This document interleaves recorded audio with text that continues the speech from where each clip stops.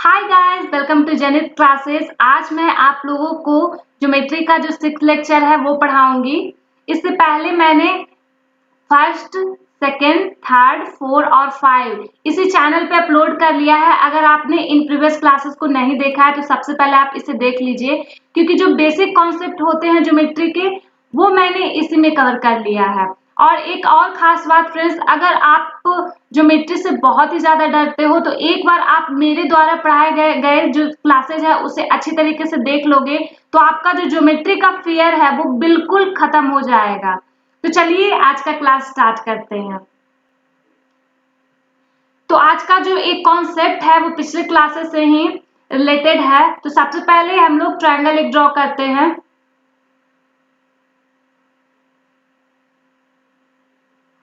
A B is a triangle, कोई भी shape का हो, कोई भी साइज का हो, कोई मैटर नहीं करता है। इसका हम लोग कॉन्जुगेटिव इंटीरियर एंगल को बाइसेक्ट करते हैं।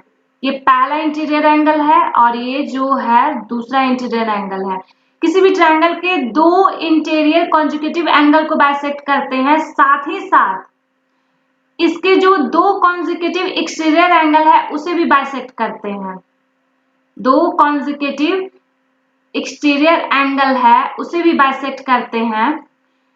इसे आई नेम करते हैं और इसे ओ नेम करते हैं।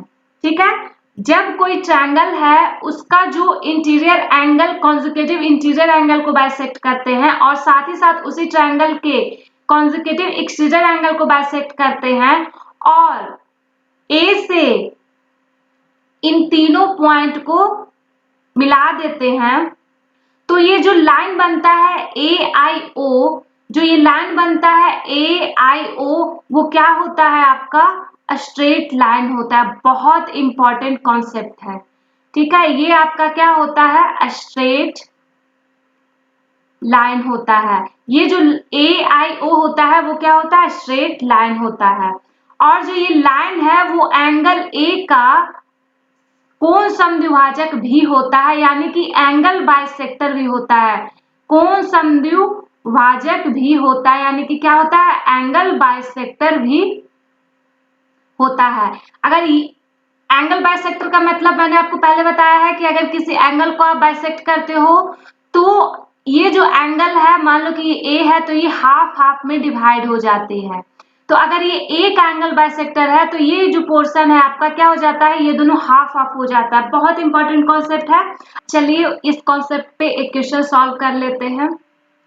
तो यहाँ पे कह रहा है question, in the given figure, एक फिगर दिया हुआ है उसमें आपको वैल्यू फाइंड करनी है डी ओ सी का। डी ओ सी का यानी कि इस पोर्शन का आपको वैल्यू फाइंड करना है। ये जो पोर्शन है इस पोर्शन का आपको वैल्यू फाइंड करना है। तो कैसे करेंगे? सबसे पहले क्या करते हैं कि मैंने आपको जो पिछला कॉन्सेप्ट बताया उसी पे ये बेस्ट क्वेश्चन सॉल्व हो जाएगा। तो उसके लिए आपको ध्यान देना है किस ट्रायंगल को, ट्रायंगल डी ए बी को। किस ट्रायंगल को? ट्रायंगल डी ए और बी को ध्यान देना है। ठीक है, तो सबसे पहले क्या करते हैं, डी को थोड़ा सा क्या करते हैं बढ़ाते हैं। ये क्या आपको दिख रहा है, एक स्ट्रेट लाइन दिख रहा है जिसमें कि ये 44 डिग्री है, ये 68 डिग्री है, तो आपका ये कितना हो जाएगा, ये भी 68 डिग्री हो जाएगा। क्लियर है? जब ये 68 होगा, ये 68 होगा, तो ये जो लाइन होगा क्या हो जाएगा, एंगल बाइसेक्टर हो जाएगा। अब इस लाइन को थोड़ा सा आगे बढ़ाते हैं। अगर ये 62 है, ये 59 डिग्री है, तो आपका ये कितना हो जाएगा, ये भी क्या हो जाएगा 59 डिग्री हो जाएगा। अगर ये 59 है, ये 59 है, तो आपका ये लाइन भी क्या हो जाएगा, एंगल बाइसेक्टर हो जाएगा। बात क्लियर है? अभी मैंने आपको जो पीछे वाला कॉन्सेप्ट बताया उसमें मैंने आपको बताया कि अगर दो एक्सटर्नल एंगल देख रहे हो, इस ट्रायंगल का ये जो पोर्शन है वो एक्सटर्नल है और ये जो पोर्शन है वो एक्सटर्नल है, और इंटरनल से आपका एक लाइन खींचा गया है, तो आपका जो ये एंगल होगा ये क्या हो जाएगा, ये भी क्या हो जाएगा हाफ हाफ हो जाएगा, और ये जो लाइन होगा वो भी क्या होगा, एंगल बाइसेक्टर होगा। अब ट्रायंगल डी ए बी को ध्यान से देखना। ये 44 डिग्री है, ये 62 डिग्री है, तो इसका वैल्यू, इस एंगल ए का वैल्यू कितना आ जाएगा, एंगल ए का वैल्यू क्या आ जाएगा 180 डिग्री। माइनस करेंगे किसमें, 44 डिग्री और प्लस 62 डिग्री, क्योंकि एंगल के तीनों कोनों का योग कितना होता है 180 डिग्री होता है। बात क्लियर है? तो यहाँ पर से आपकी जो वैल्यू आ जाएगी वो कितनी आ जाएगी, आपका 74 डिग्री आ जाएगा इसका वैल्यू। अगर ये 74 डिग्री है तो आपका ये एंगल कितना हो जाएगा 37 डिग्री हो जाएगा और ये एंगल कितना हो जाएगा 37 डिग्री हो जाएगा। अब हमको फाइंड करना है इस एंगल की वैल्यू। तो अब आप देखो ट्रायंगल DAO को, ट्रायंगल DAO को अगर आप ट्रायंगल D यहाँ पे थोड़ा सा फ्रेश फिगर ड्रॉ करते हैं, DAO आपका एक ट्रायंगल है।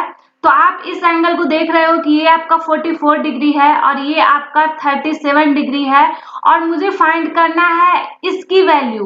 तो आपको मैंने पहले भी कॉन्सेप्ट बताया है कि अगर किसी ट्रायंगल के दो इंटीरियर एंगल को सम करते हैं तो उसका जो एक्सटीरियर एंगल होता है उसके बराबर आता है। बात क्लियर है? तो इन दोनों को ऐड करेंगे, 44 डिग्री को ऐड करेंगे और 37 डिग्री को ऐड करेंगे तो आपका क्या आ जाएगा 81 डिग्री और यही इसका वैल्यू हो जाएगा। इस एंगल का वैल्यू क्या आ जाएगा 81 डिग्री और इसका सही ऑप्शन का आंसर होगा 81 डिग्री। ठीक है, ये क्वेश्चन आपका जो CGL है उसमें पूछा गया था, मेंस लेवल का ये क्वेश्चन है। इसमें इस क्वेश्चन में आपको थोड़ा सा दिमाग लगाना होगा तभी आपसे ये क्वेश्चन सॉल्व हो जाएगा। बात क्लियर है? अब नेक्स्ट कॉन्सेप्ट को देखते हैं। तो मैं यहाँ पे आपको अब कॉन्सेप्ट बताऊंगी, कुछ छोटे छोटे ऐसे पॉइंट जो कि आपके बड़े बड़े क्वेश्चन को सॉल्व करने के लिए बहुत ही ज्यादा इंपॉर्टेंट है। तो सबसे पहले हम लोग देखते हैं आइसोसेलेस ट्रायंगल में। आइसोसेलेस ट्रायंगल में, आइसोसेलेस ट्रायंगल को हिंदी में क्या कहते हैं? समद्विबाहु त्रिभुज। हिंदी में क्या कहते हैं उसे? समद्विबाहु त्रिभुज। ठीक है, मैंने आपको आइसोसेलेस ट्रायंगल के बारे में पहले भी थोड़ा बहुत बताया है, लेकिन फिर से यहाँ पे एक ट्रायंगल ड्रॉ करते हैं ABC। ABC यहाँ पे क्या है? एक आइसोसेलेस ट्रायंगल है। आइसोसेलेस ट्रायंगल की प्रॉपर्टी क्या होती है कि उसके दो साइड आपस में इक्वल होते हैं। AB इक्वल किसके होते हैं? AC के। ये एक बहुत इंपॉर्टेंट कॉन्सेप्ट है, ये पहला कॉन्सेप्ट इंपॉर्टेंट है। और इसके जो सामने के एंगल होते हैं वो क्या होते हैं? आपस में इक्वल होते हैं। जो साइड होते हैं, वो जो इक्वल साइड होते हैं उनके सामने के एंगल आपस में क्या होते हैं? इक्वल होते हैं। ये दूसरा कॉन्सेप्ट हुआ। ठीक है, अब जब कोई आइसोसेलेस ट्रायंगल है, अब जो तीसरा कॉन्सेप्ट है यहाँ पर मैं ड्रॉ करके ट्रायंगल, फ्रेश ट्रायंगल बना के आपको अच्छे से समझाती हूँ। ठीक है, आपका ये एंगल इक्वल है, ये एंगल इक्वल है, ये एंगल थीटा है, ये एंगल भी थीटा होगा। किसी अपोजिट एंगल से ये दोनों जो एंगल है वो सेम है तो इसके जो अपोजिट एंगल है वो A होगा। अपोजिट एंगल से जब आप परपेंडिकुलर ड्रॉ करते हो, जब आप परपेंडिकुलर ड्रॉ करते हो तो जो ये वाला एंगल अपोजिट एंगल है वो दो इक्वल पार्ट में डिवाइड हो जाता है। ठीक है, जब किसी आइसोसेलेस ट्रायंगल में आप परपेंडिकुलर ड्रॉ करते हो तो जो सामने वाला एंगल होता है, जिस एंगल से आप परपेंडिकुलर ड्रॉ कर रहे हो, वो एंगल हाफ हाफ में डिवाइड हो जाता है। इसे हम लोग D करते हैं। ठीक है, अब AD यहाँ पे बहुत सारी चीजों के लिए जाना जाता है। सबसे पहले तो AD आपका यहाँ पे परपेंडिकुलर है, AD यहाँ पे आपका परपेंडिकुलर है। AD यहाँ पे आपका माध्यिका भी है, यानी कि आपका क्या है? मीडियन है। AD आपका यहाँ पे क्या है? मीडियन भी है और साथ ही साथ ये परपेंडिकुलर बाइसेक्टर भी है। आपका क्या है? परपेंडिकुलर बाइसेक्टर भी है और साथ ही साथ इसे हम लोग एंगल बाइसेक्टर भी कहते हैं। ये क्या है? एंगल बाइसेक्टर भी है, एंगल बाइसेक्टर भी है। ठीक है, और जो ट्रायंगल ABD है, ट्रायंगल ADC के सर्वांग भी है, मतलब कि इन दोनों का शेप, एंगल, सारा सब कुछ क्या है? इक्वल है। और ये जो सारी चीजें हैं वो सिर्फ और सिर्फ वैलिड है किसके लिए? आइसोसेलेस ट्रायंगल के लिए। ये जो AD है, इतने सारे जो नाम से इसे हम लोग जानते हैं, वो सिर्फ और सिर्फ वैलिड किसके लिए है? सिर्फ आइसोसेलेस ट्रायंगल के लिए है। अब इसका जो अपोजिट भी होता है वो भी बहुत ही ज्यादा इंपॉर्टेंट है। इसका जो अपोजिट होता है उसमें क्या होता है कि अगर मान लो कि आपको एक एंगल ड्रॉ किया गया है, ठीक है, ABC एंगल ड्रॉ किया गया है और A से परपेंडिकुलर किया गया है और ये दोनों इक्वल पार्ट में डिवाइड हो रहे हैं और साथ ही साथ ये जो एंगल है वो हाफ हाफ हो रहा है। तो इस कंडीशन में ये जो एंगल बनेगा आपका क्या? ये जो ट्रायंगल होगा वो क्या होगा? आइसोसेलेस ट्रायंगल होगा, यानी कि क्या होगा? समद्विबाहु त्रिभुज होगा। ये कॉन्सेप्ट बहुत ही ज्यादा इम्पोर्टेंट है और ये जो छोटे छोटे चीज है वो आपके बड़े बड़े मैथ को सॉल्व करने में बहुत काम आएगी। अब नेक्स्ट कॉन्सेप्ट देखते हैं। मैं यहाँ पे आपको कुछ और चीजें बता रही हूँ। यहाँ पर से आपका इनइक्वालिटी ऑफ ट्रायंगल स्टार्ट हो गया है। इससे बहुत ही अच्छे अच्छे क्वेश्चन बनते हैं। तो सबसे पहले एक ट्रायंगल ड्रॉ करते हैं।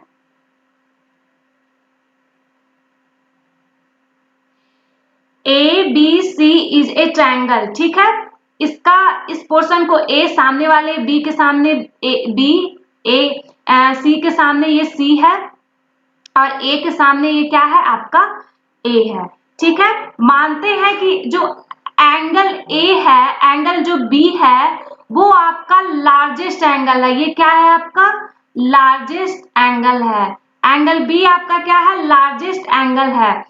तो जो लार्जेस्ट एंगल होती है उसका जो सामने वाला जो साइड होता है यानी कि जो AC होगा वो क्या होगा आपका लार्जेस्ट साइड होगा। बात क्लियर है। अगर हम लोग यहाँ पे देखते हैं, अगर ये एंगल को लेते हैं, ये एंगल आपका मान लो एंगल C आपका स्मॉलेस्ट एंगल है, एंगल C आपका स्मॉलेस्ट एंगल है। तो एंगल C का जो सामने वाला साइड होगा यानी कि जो AB होगा वो आपका क्या होगा, ये होगा आपका स्मॉलेस्ट साइड। और जो बीच वाला एंगल है वो क्या होगा, उसका साइड होगा जो बीच का होगा। यहाँ तक बात आपको क्लियर है। इसमें मैं थोड़ा सा कोई एग्जांपल देती हूँ तो आपको और अच्छे से समझ में आएगा। मानते हैं कि ABC एक क्या है ट्रायंगल है। यहाँ पे ले लेते हैं कोई सा भी एंगल, ये 60 है, ये 65 है और ये कितना है 55 डिग्री है। ये मैंने कोई सा भी एक ट्रायंगल ले लिया है। तो इसमें सबसे बड़ा एंगल कौन है, ये एंगल है 65 है। अगर एंगल A है जो 65 डिग्री है, यहाँ पर लार्जेस्ट एंगल है, तो जिसके सामने वाला साइड होगा यानी कि जो BC होगा आपका क्या होगा BC होगा वो लार्जेस्ट साइड होगा। यहाँ तक बात क्लियर है। इस पे एक क्वेश्चन देखते हैं। In triangle ABC angle B greater than है एंगल C से, then which of the following is true. ये जो क्वेश्चन है बहुत इंपॉर्टेंट है, आपके एग्जाम में आते रहते हैं। ये आपका फिगर दिया हुआ है और सिंपली से ये A, B और C आपका ट्रायंगल है। तो मैंने आपको बताया कि एंगल A के सामने ये A होगा, एंगल B के सामने ये B होगा और एंगल C के सामने ये C होगा। अगर ये 60 डिग्री का एंगल है तो हमारा ये वाला जो एंगल है, ये वाला जो एंगल है वो क्या होगा 60 डिग्री को 180 से माइनस करोगे तो आपका क्या आ जाएगा 120 डिग्री आ जाएगा। तो सिंपल सी बात है कि अगर हम लोग इसे 60 और इसे 60 मानेंगे तो आपका इसमें से कोई सा रिलेशन भी ट्रू नहीं होगा। तो हम लोग मानते हैं कि ये वाला जो एंगल है वो 60 प्लस थीटा है और जो ये वाला एंगल है आपका वो 60 डिग्री माइनस थीटा है। अब बात क्लियर है। अब आपको यहाँ पर देखना है कि आपका सबसे बड़ा एंगल कौन है। तो ये जो एंगल है एंगल 60 प्लस थीटा, इसके जो सामने वाले एंगल है वो क्या होगा आपका सबसे बड़ा होगा यानी कि B एंगल आपका जो B साइड है वो सबसे बड़ा होगा। उसके बाद आपका आता है ये 60 डिग्री। तो ये 60 डिग्री के सामने कौन सा है A है यानी कि अब A आएगा। उसके बाद 60 डिग्री माइनस थीटा यानी कि इसके सामने का जो एंगल है साइड है वो क्या हो जाएगा C आ जाएगा। तो आपका ये आंसर है और ये आपका किस ऑप्शन में है ऑप्शन C आपका इसका सही आंसर हो जाएगा। अब मैं यहाँ पर से आपको कुछ बहुत इंपॉर्टेंट चीजें बता रही हूँ जो कि आपके एग्जाम के पॉइंट ऑफ व्यू से बहुत ही ज्यादा इंपॉर्टेंट है, ठीक है। तो सबसे पहले एक लाइन आपको बिल्कुल माइंड में फिट करना है कि त्रिभुज की, हिंदी में लिख रहे हो फिर मैं आपको इंग्लिश में समझाती हूँ। किसी त्रिभुज की किन्हीं दो भुजाओं का योग्य, दो भुजाओं का योग्य तीसरी भुजा से बड़ा होता है। ये इतना ज्यादा इंपॉर्टेंट कॉन्सेप्ट है जितना ज्यादा आपको पानी पीना जरूरी है, ठीक है। मानते हैं कि आपका एक ट्रायंगल है, ट्रायंगल ABC, यहाँ पे आपको एक ट्रायंगल है, A के सामने A, B के सामने B और C के सामने C, ठीक है। जब आप किन्हीं दो साइड को ऐड करते हो तो वो तीसरी साइड से हमेशा बड़ा होता है। अगर आप a प्लस बी को ऐड करते हो तो वो c से क्या होगा, बड़ा होगा। अगर आप b प्लस c को ऐड करते हो तो वो a से बड़ा होगा। और अगर c प्लस a को आप ऐड करते हो तो वो किससे बड़ा होगा, b से बड़ा होगा। ठीक है। अगर आप इसमें थोड़ा सा और आगे बढ़ो तो b आपका बड़ा होगा किससे, c माइनस a से। और साथ ही साथ आपका यहाँ पर देखोगे तो b किससे भी क्या होगा, b बड़ा होगा आपका a माइनस c से। ये बड़ा का सिंबल है, ग्रेटर है। ठीक है। तो इस बात को आप देखोगे, मैं अब आपको ये लाइन का मतलब समझाती हूँ तो आपको और अच्छे से बात समझ में आएगी। तो यहाँ पे आप देख रहे होगे कि b का जो वैल्यू है वो c माइनस a के से भी बड़ा है और a माइनस c से भी बड़ा है। तो इस कंडीशन में हम लोग क्या करते हैं कि b को ग्रेटर करके ये जो पोर्शन होता है उसे मोड में रखते हैं ताकि जो इसका आंसर है वो ऑलवेज पॉजिटिव आए। रीजन क्यों पॉजिटिव आए, क्योंकि जो ट्रायंगल का जो सम होता है उसका साइड रहे या एंगल रहे वो सारा क्या होता है, पॉजिटिव में होता है। निगेटिव कोई भी वैल्यू नहीं होती है ट्रायंगल में। तो इस बात का आप ध्यान रखिएगा। तो अगर इस कॉन्सेप्ट से आगे देखा जाए तो इसके अनुसार आपका कितना बनेगा, 3 साइड बनेगा। कौन कौन से साइड बनेंगे, c minus mod c minus a lesser होगा किससे, b से, और c प्लस a के, बोर्ड b माइनस से a b प्लस c। ठीक है। उसके बाद एक और कॉन्सेप्ट बनता है यहाँ पर, ये c और ये होता है क्या, a प्लस b।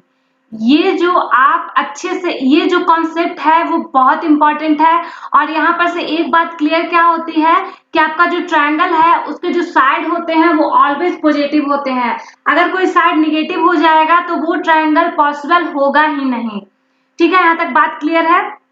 मैं आपको थोड़ा सा इसे और एक एग्जाम्पल के थ्रू अच्छे से समझा देती हूँ ताकि आपके माइंड में फिट हो जाए। एक ट्रायंगल ड्रॉ करते हैं फिर से, ए बी और सी। मानते हैं ये साइड 16 है, ये साइड आपका 23 है। ठीक है, ये 9 है, ये 16 है और ये क्या है, 23 है। तो मैंने आपको बताया अभी क्या, शुरू में मैंने आपको बताया कि किसी भी आप एक साइड को ले लो। तो मैं यहाँ पे 9 को ले लेती हूँ। ठीक है, अब 9 का जो वैल्यू होगा इन दोनों को पहले आप सब्ट्रैक्ट करो, यानी कि आपको 23 माइनस 16 करना है। उसके बाद आपको इन दोनों को ऐड करना है, यानी कि 23 प्लस 16 करना है। अब जो इसका वैल्यू आएगा वो 7, 9 और क्या हो जाएगा, इसे ऐड करोगे तो ये 9 हो जाएगा, ये 3 हो जाएगा। यानी कि 9 का वैल्यू है वो 7 से छोटा और 13, 7 से बड़ा और क्या हो जाएगा, 39 से छोटा हो जाएगा। तो आपका ये जो ट्रायंगल है वो पॉसिबल है।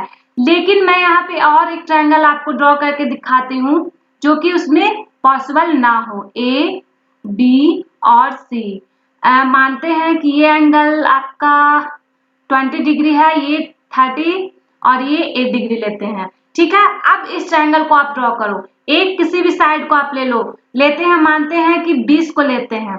तो इन दोनों को आपको क्या करना है, ऐड सब्ट्रैक्ट करना है।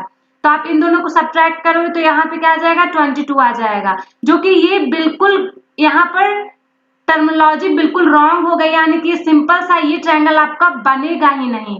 अगर ये यहाँ पर आप सिंपली देख रहे हो कि 22 से ये बिल्कुल छोटा हो रहा है, बड़ा हो रहा है, ये बिल्कुल ही ट्रायंगल पॉसिबल है ही नहीं। ठीक है, बात यहाँ तक क्लियर है। एक क्वेश्चन आता है और कि मान लो कि दिया हुआ रहता है कि आपका कोई साइड दिया हुआ है, मान लो कि 15 है, 24 है और x दिया हुआ है। और x का ये जो x है वो क्या है आपका, इंटीजर है। इंटीजर का मतलब होता है पूर्णांक, यानी कि 1 2 3 4 डॉट डॉट डॉट जो भी आपके पूर्णांक होते हैं उसे इंटीजर्स कहते हैं। ठीक है, तो हम यहाँ पर से x का वैल्यू पहले फाइंड करते हैं। तो मानते हैं कि x है आपका, तो सबसे पहले इन दोनों को सब्ट्रैक्ट करते हैं। तो सब्ट्रैक्ट करने के बाद 9 आता है और जब ऐड करते हैं तो आपका कितना आ जाता है, 39 आ जाता है। तो हमारा जो x का वैल्यू होगा वो 9 होगा और 10 से लेकर के 38 के बीच में होगा। x का वैल्यू कहाँ कहाँ होगा, आपका 10 होगा, यानी कि 9 से बड़ा होगा और 38 से छोटा होगा। तो 10 होगा, 11 होगा, 12 होगा डॉट डॉट डॉट 38 तक ये इसकी x की वैल्यू जाएगी। ठीक है, x का मिनिमम मान क्या होगा, मिनिमम मान पूछता है तो इसका मिनिमम वैल्यू क्या होगा 10 होगा और x का जो मैक्सिमम वैल्यू है वो कितना हो जाएगा 38 हो जाएगा। ठीक है, यहाँ तक बात क्लियर है। मतलब कि हमारा जो ट्रायंगल है वो 10 से लेकर के 38 के साइड के बीच में ही बनेगा। एक क्वेश्चन और पूछता है कि x का पॉसिबल वैल्यू क्या होगा, इस x का जो पॉसिबल वैल्यू है वो क्या होगा। तो x का पॉसिबल वैल्यू क्या क्या होगा, 10 है, 11 है, 12 है, 13, यानी कि ये है जो नंबर्स इंक्रीज कर रहा है, कॉन्सेक्यूटिव नंबर है, तो इसका डायरेक्ट फॉर्मूला होता है फर्स्ट लास्ट टर्म और फर्स्ट टर्म को माइनस करके एक आप यहाँ पर ऐड कर दो, तो यहाँ पे 28 और +1 यानी कि क्या हो जाएगा 29 हो जाएगा। एक क्वेश्चन इसी क्वेश्चन के बेस्ट पे और बनता है कि कितने ट्रायंगल पॉसिबल है, नंबर ऑफ जो ट्रायंगल होते हैं, नंबर ऑफ ट्रायंगल कितने पॉसिबल हैं, तो उसका भी जो वैल्यू होगा वो कितना हो जाएगा 29 ही होगा। ठीक है, 29 ही ट्रायंगल इसके इस 15 और 24 के बेस पे क्या होते हैं, पॉसिबल होते हैं। अब कौन कौन से ट्रायंगल पॉसिबल होते हैं वो देखते हैं। सबसे पहले तो आपका 15 और 24 सब में कॉमन रहेगा, एक 10 रहेगा, जो दूसरा ट्रायंगल बनेगा वो कितना होगा 11 का बनेगा। इसी तरीके से आपका कितना ट्रायंगल बनेगा, ये 15 होगा, ये 24 होगा, इसी तरीके से आपका 38 तक जाएगा ये ट्रायंगल। बात क्लियर है, इतना आपको मैंने समझाने के लिए बताया है ताकि आपका जो माइंड है वो थोड़ा सा इस कॉन्सेप्ट को अच्छी तरीके से क्लियर कर ले। लेकिन आपको ये सारी चीजें बिल्कुल नहीं याद रखनी है, यहाँ पे मैं आपको एक शॉर्टकट बताती हूँ।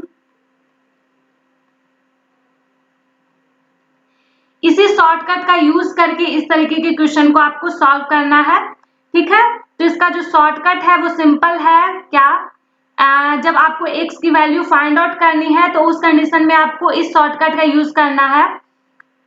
x की वैल्यू फाइंड करनी है तो 2 इंटू स्मॉल साइड -1, यानी 2 इंटू स्मॉल साइड कितना है 15 है, ये दोनों साइड चेक करना है, 15 स्मॉल साइड और -1, यानी कि यहाँ से वैल्यू सीधे आपका 1 से 2 सेकंड में आंसर आ जाएगा 29।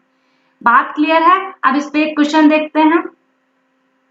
यहाँ पे आपको क्वेश्चन में क्या कह रहा है, in the diagram below triangle PQR यहाँ पे आपका एक ट्रायंगल है, यहाँ पे P है, ये Q है और ये R है। इस is a point on PQ, यहाँ पे आपका एक पॉइंट है S। ठीक है, और जो PR है कितना है 8 है, PR ये वाला जो साइड है वो 8 है, PS है जो आपका कितना है 3 है और जो QR है वो 15 है। ये जो PS है वो सिर्फ और सिर्फ 3 है और आपको फाइंड करना है SQ की वैल्यू, XQ की वैल्यू आपको फाइंड करनी है।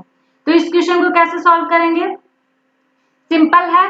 सबसे पहले स्टार्ट हम लोग कहाँ से करेंगे मैं आपको ये बताती हूँ। इस क्वेश्चन को सॉल्व करने का सबसे जो इजी तरीका है वो स्टार्ट करते हैं कि ये जो PQ है उसे हम लोग x मानते हैं। ठीक है, x मानते हैं। अब सिंपल से हमें क्या करना है, इन दोनों को सबसे पहले क्या करते हैं सब्ट्रैक्ट करते हैं, तो सब्ट्रैक्ट करने के बाद ये कितना आ जाता है 7, और जब आप इसे ऐड करते हो तो 15 8 कितना होता है 23 होता है, इसे आपने कर लिया।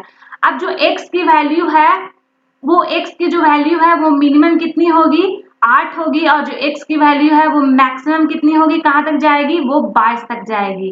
ठीक है, यहाँ से आपको पता चल जाता है ये बात।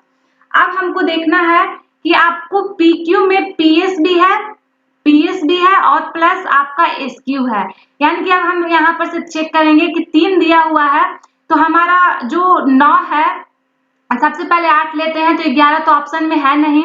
ठीक है, अब इस तरीके से आप धीरे धीरे करके वैल्यू चेक करोगे, यहाँ पे PQ की वैल्यू 3 है, तो सिंपल से अगर आप वाइस आपका इसका मैक्सिमम वैल्यू है तो आपका ये क्या होगा 19 होगा। तो इस तरीके से आपका जो आंसर आ जाएगा वो क्या हो जाएगा 13 हो जाएगा, 20 ऑप्शन का आंसर नहीं होगा। बात यहाँ से क्लियर है। चलिए आगे देखते हैं। तो यहाँ पे मैं आपको कुछ कॉन्सेप्ट बता रही हूँ, इसे आप बहुत ध्यान से देखिएगा। मैं सबसे पहले ड्रॉ करती हूँ एक एक्यूट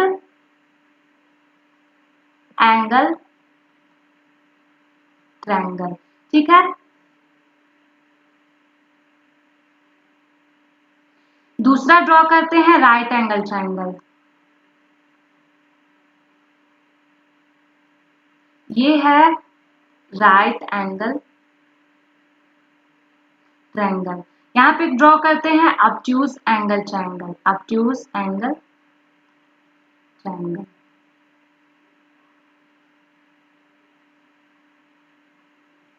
ठीक है, अब इसे हम लोग नेम देते हैं, जैसे कि ये वाला जो आपका ट्रायंगल है वो क्या है, ए बी और सी। ठीक है, मानते हैं कि जो हमारा ये एंगल है, एंगल सी है, वो क्या है आपका लार्जेस्ट एंगल है। ये आपका क्या है, लार्जेस्ट एंगल है। तो जो इसके सामने वाला साइड होगा वो क्या होगा आपका लार्जेस्ट होगा। ए के सामने ए, बी के सामने बी और सी के सामने सी। अगर एंगल सी लार्जेस्ट एंगल है तो इसकी साइड ए बी होगी, वो क्या होगी, लार्जेस्ट साइड होगी। क्या होगी, लार्जेस्ट साइड होगी। तो इस कंडीशन में आपको सी स्क्वायर बराबर, C square is lesser than A square plus B square. इस बात को आपको ध्यान रखना होगा। अगर ये वाला पॉइंट सेटिस्फाइड करता है तभी आपका एक्यूट एंगल ट्रायंगल पॉसिबल है। अब राइट एंगल ट्रायंगल में देखते हैं। हमारा जो ये है राइट एंगल ट्रायंगल है ए बी और सी। राइट एंगल ट्रायंगल के एक जो एंगल होते हैं वो कितने होते हैं, 90 डिग्री। और इसके सामने के जो साइड होते हैं वो, इसके जो सामने के जो साइड होते हैं वो क्या होते हैं, हाइपोटेनस होते हैं। तो सबसे पहले नेम देते हैं ए बी सी। ठीक है, तो इस ट्रायंगल में सबसे बड़ा एंगल कौन है, सी है। एंगल सी है वो आपका यहाँ पे क्या है, 90 डिग्री है। और यही एंगल आपका लार्जेस्ट एंगल है, लार्जेस्ट एंगल है। ठीक है, तो इस कंडीशन में आपका सी स्क्वायर बराबर क्या होगा, ए स्क्वायर प्लस बी स्क्वायर। और यही आपका, इसी को हम लोग क्या कहते हैं, पाइथागोरस परिमेय। ये आपका पाइथागोरस परिमेय है। ठीक है, अब हम लोग ऑब्ट्यूज इसके बारे में और बाद में हम लोग डिटेल से पढ़ेंगे। तो अब ऑब्ट्यूज एंगल को देखते हैं। यहाँ पे आपका ए है, ये आपका बी है और ये क्या है, सी है। इसके सामने की साइड सी, इसके सामने की साइड बी और इसके सामने की साइड ए। यहाँ पे मानते हैं कि जो हमारा एंगल सी है, एंगल सी है वो क्या है, लार्जेस्ट एंगल है, लार्जेस्ट एंगल है। तो इस कंडीशन में इसका जो सामने वाला साइड है वो क्या होगा, लार्जेस्ट साइड होगा। तो आपको इस बात को ध्यान रखना है कि जो सी स्क्वायर होगा वो क्या होगा, ग्रेटर देन होगा ए स्क्वायर के प्लस बी स्क्वायर के। ये चीज आपको ध्यान रखनी है। अब ये चीज मैंने आपको क्यों बताया, इसे मैं आपको आगे और डिटेल में बताऊंगी। बस इतना आप ध्यान रखना कि जब जब ये कंडीशन, टर्म कंडीशन अप्लाई होगी तभी आपकी, अगर ये वाला कंडीशन फॉलो करेगा तो आपका एक्यूट एंगल ट्रायंगल बनेगा। अगर ये कंडीशन फॉलो करेगा तो राइट बनेगा। और जब ये कंडीशन फॉलो करेगा तो क्या बनेगा, ऑब्ट्यूज बनेगा। मतलब कि जब आप इन दोनों साइड को ऐड करके स्क्वायर करोगे तो आपका ये साइड के इक्वल आएगा, तभी आपका एक्यूट एंगल पॉसिबल है। यहां तक बात क्लियर है। अब नेक्स्ट देखते हैं।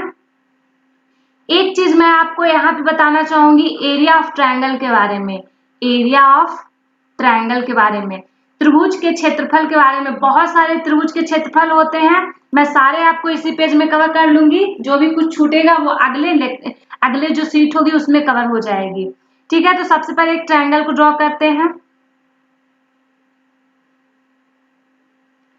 ए बी सी एक ट्रायंगल है। ए के सामने ए, बी के सामने बी और सी के सामने सी। तो इस कंडीशन में जो ट्रायंगल का पेरीमीटर होता है वो क्या होता है, ट्रायंगल का जो पेरीमीटर होता है वो ए प्लस बी प्लस सी। पेरीमीटर का मतलब होता है परिमाप। परिमाप का मतलब क्या हुआ, जो ये हुआ ये वाला, ये पोर्शन और ये जो ये पोर्शन हुआ, इसी को हम लोग कहते हैं ट्रायंगल का पेरीमीटर। ठीक है, जो साइड में जो घिरी हुई आकृति होती है उसे हम लोग पेरीमीटर कहते हैं। अब जो सेमी पेरीमीटर है वो कितना होगा, सेमी पेरीमीटर क्या होगा, वो होगा A plus B plus C by 2। ये होता है आपका सेमी पेरीमीटर। और यहाँ पर से जो एरिया ऑफ ट्रायंगल होगा, एरिया ऑफ ट्रायंगल क्या होगा, ये होगा S into S minus A, S minus B, S minus C का रूट।